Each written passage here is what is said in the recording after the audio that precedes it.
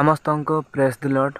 ମୋର ପ୍ରିୟ ଭାଇ ଭଉଣୀ ମାନେ, ଆଜି ଆମେ ଗୋଟେ ବିଷୟ ନେଇକି ଆଲୋଚନା କରିବା। ସେ କଥାଟା ସମସ୍ତେ ଆମ ଖ୍ରୀଷ୍ଟିଆନ ଭାଇ ଭଉଣୀ ମାନେ ଜାଣିଛନ୍ତି, କିନ୍ତୁ ଯେତେ ଲୋକ ବି ଜାଣିନାହାନ୍ତି ସେତେ ଲୋକମାନଙ୍କୁ କହିଦେବା ଆମେ। ପରିତ୍ରାଣ କାହା ଦ୍ୱାରା ମିଳିଥାଏ? ପରିତ୍ରାଣ କାହା ପାଖରେ ଅଛି?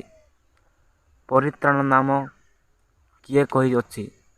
ଏହି ବିଷୟ ଆମେ ଆଜି ଆଲୋଚନା କରିବା। ଆଉ ମୁଁ ସମସ୍ତଙ୍କୁ କହିବାକୁ ଚାହେଁ ଯେ ସର୍ବପ୍ରଥମେ ହେଲା ପ୍ରଭୁ ଯୀଶୁଖ୍ରୀଷ୍ଟଙ୍କଠାରେ ବିଶ୍ୱାସ କଲେ ହିଁ ପାପର ପରିତ୍ରାଣ ମିଳିବ। ଆମେ ଆଜି ଗୋଟେ ବାକ୍ୟ ପଢ଼ିବା। ସେ ବାକ୍ୟ ହେଲା ପ୍ରେରିତ 4 ପର୍ବ ତାର 12 ପଦ।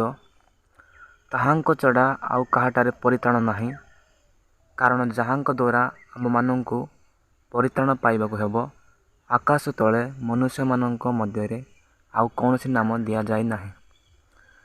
ଦେଖନ୍ତୁ ମୋର ପ୍ରିୟ ଭାଇ ଭଉଣୀମାନେ, ପ୍ରଭୁ ଯୀଶୁଙ୍କ ଛଡ଼ା ଆଉ କାହାଠାରେ ପରିତ୍ରାଣ ନାହିଁ। ଏହି ଜାଗାରେ କୁହାଯାଉଛି ବାକ୍ୟରେ, ଆପଣମାନେ ଶୁଣିଛନ୍ତି।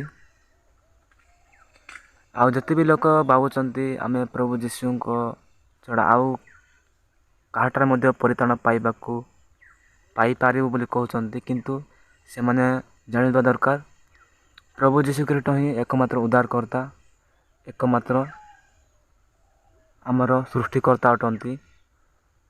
ଆଉ ସିଏ ଜହନ ପୁସ୍ତକରେ ତ କହିଅଛନ୍ତି, ମୁଁ ପଥ ସତ୍ୟ ଜୀବନ, ମୋ ଦେଇ ନଗଲେ କେହି ପିତାଙ୍କ ନିକଟକୁ ଯାଇପାରେ ନାହିଁ, ଏପରି କହିଅଛନ୍ତି। ଏତିକରୁ ଜଣାପଡ଼ୁଛି ଯେ ପ୍ରଭୁ ଯୀଶୁଖ୍ରୀଷ୍ଟଙ୍କ ଦ୍ୱାରା ହିଁ ସବୁକିଛି ସମ୍ଭବ, ନହେଲେ କିଛି ହିଁ ନାହିଁ। କାହିଁକିନା ସିଏ ସବୁ ଜାଗାରେ ସଫା କହିଅଛନ୍ତି ଯେ ମୁଁ ହିଁ ସେହି ଦ୍ୱାର ଅଟେ, ମୁଁ ହିଁ ଏକମାତ୍ର ସତ୍ୟ ଅଟେ। ସିଏ ହିଁ କହିଅଛନ୍ତି, ଆଉ ଏ ପୃଥିବୀ ପୃଷ୍ଠରେ କେହି କହିନାହାନ୍ତି। ଯଦି କହିଅଛନ୍ତି ସେମାନେ ସେ କାମ କରିକି ଦେଖାଇ ନାହାନ୍ତି, କିନ୍ତୁ ପ୍ରଭୁ ଯୀଶୁଖ୍ରୀଷ୍ଟ କହିଲେ ଯେମିତି କାମ ବି କଲେ ସେମିତି। ସେ ଭୟଙ୍କର ଭାବରେ ଆମ ପୃଥିବୀ ପୃଷ୍ଠ ପାଇଁ ଜଣେ ଭୟଙ୍କର ଶକ୍ତିଶାଳୀ ଅଟନ୍ତି। ସିଏ ବହୁତ ଆଶ୍ଚର୍ଯ୍ୟ କାମ କରିକି ଗଲେ।